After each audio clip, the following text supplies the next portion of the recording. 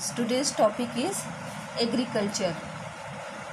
Based on method of farming, different types of crops are grown and livestock raised. Method of farming के आधार पे base पे जो है बहुत तरह के क्रॉप्स जो है ग्रोन किए जाते हैं, पशुपालन का कार्य किया जाता है. The following are the main agricultural system. World में निम्न टाइप के एग्रीकल्चरल सिस्टम मिलते हैं जिसमें सबसे फर्स्ट है substance agriculture. Substance agriculture is one in which farming areas consume all or nearly so of the product locally grown. It can be grouped into two categories. First है substance. Substance means निर्वाह, भरण पोषण, जिसमें जो भी इस type के agriculture में फार्मिंग एरिया में ही सारे प्रोडक्ट क्या हो जाते हैं, कंज्यूम हो जाते हैं उसके आसपास के क्षेत्रों में, और प्रोडक्ट जो है वो लोकली तौर पे ही उगाए जाते हैं. यानी ये टोटल जो है उसी एरिया में कंज्यूम हो जाते हैं, फार्मिंग एरिया जहाँ पे ये प्रोडक्ट उपजाए जाते हैं, सिर्फ किसानों के सब्सटेंस यानी भरण पोषण में. It can be group into two categories. इसको टू कैटेगरीज में डिवाइड किया गया है.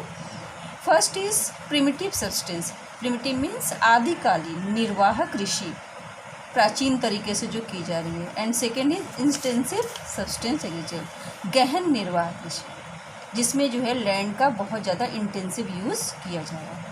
इंटेंसिव सब्सटेंस एग्रीकल्चर को भी टू कैटेगरीज में डिवाइड किया गया है. Intensive substance agriculture dominated by weight paddy cultivation. ऐसा इंटेंसिव सब्सटेंस एग्रीकल्चर जिसमें जो है वेट पैडी जो है, जहाँ पे मॉइस्चर बहुत ज़्यादा रहता है, वेट रहता है, और धान की फसल ही मेन होती है. धान मीन्स राइस की, चावल की. And intensive substance agriculture dominated by crop other than paddy, यानी पैडी के अलावा अन्य क्रॉप्स जहाँ पे उगाए जाते हैं वहाँ पे एरिया क्या है, थोड़ा ड्राई है, रेनफॉल क्या होता है, कम. अब आ जाइए characteristics of primitive substance agriculture. इसे शिफ्टिंग कल्टीवेशन के नाम से भी जाना जाता है. आप लोगों ने नाम सुना होगा शिफ्टिंग कल्टीवेशन का भी. इसके फर्स्ट है प्रैक्टिस बाय ट्राइब्स. प्रिमिटिव है, आदिकालीन है, प्राचीन तरीके से की जाती है, इसलिए किसके द्वारा की जाती है, ट्राइब्स के द्वारा की जाती है. This cultivation is widely practice by many tribes in tropics. Tropic area में जो ट्राइब्स रहते हैं उनके द्वारा ये की जाती है. कहाँ, specially in Africa, south and central America and south east Asia. सारे देखो ट्रॉपिकल रीजन हैं, 0 डिग्री इक्वेटर के आसपास के रीजन हैं जो बहुत हॉट हैं, तो इसलिए वहाँ पे जो है ट्राइब्स ही रहते हैं और उन्हीं के द्वारा ये किया जाता है. Slash and burn agriculture. इसको स्लैश एंड बर्न एग्रीकल्चर भी कहा जाता है क्योंकि इसमें जो है जो ट्राइब्स होते हैं वो फॉरेस्ट के एरिया को पहले काटते हैं, फिर जलाते हैं, और फिर वो एरिया जब साफ़ हो जाता है तो वहाँ पे एग्रीकल्चर करते हैं. The vegetation is usually cleared by fire and the ashes added to the fertility of the soil. और जो एशेस होती हैं, जो राख होती है, उसे सॉइल की फर्टिलिटी के लिए यूज़ किया जाता है. Patches are very small. Patches means जो लैंड एरिया है वो क्या है, बहुत छोटे हैं. The cultivated patches are very small and the cultivation is done by very primitive tools. बहुत ही पुराने ढंग के औजारों के द्वारा, जैसे छड़ी है और फावड़ा है, कुदाल है, इनके द्वारा ये किया जाता है. शिफ्टिंग, इसमें लोग शिफ्ट करते हैं, ट्राइब्स जो हैं वो शिफ्ट करते हैं. आफ्टर सम टाइम, ये टाइम कितना है, 3 to 5 year. The soil losses is fertility. Soil अपनी फर्टिलिटी क्या करती है, लॉस कर देती है. And farmer shift to another part and clear the other patches forest for cultivation. और उसके बाद वो फार्मर्स जो है दूसरे पार्ट्स में शिफ्ट हो जाते हैं और उसको जो है फिर उसी प्रोसेस से क्लियर करते हैं, क्या करके, स्लैश एंड बर्न करके. The next characteristics is cycle of zoom is less. One of the major problem of shifting cultivation is that the cycle of zoom become less and less due to loss of fertility in different parcel. दो parcels हैं, जो land area है उसके soil जो है अपनी fertility loss करते जाते हैं, खोते जाते हैं, जिसके कारण जो है जूम की साइकिल क्या है, बहुत छोटी है. जूम की साइकिल छोटा होने का मतलब फसल तैयार करने का जो पीरियड है या प्रोसेस है वो धीरे धीरे क्या होता जाता है, छोटा होता जाता है. एक एरिया को साफ़ करते हैं, जलाते हैं, फिर उसको छोड़ के दूसरे एरिया में जाते हैं, तो इस प्रोसेस से जो है सॉयल अपनी फर्टिलिटी लॉस करती चली जाती है, जिससे वो क्या होता है, साइकिल ऑफ जूम जो है वो कम होता चला जाता है. Different name.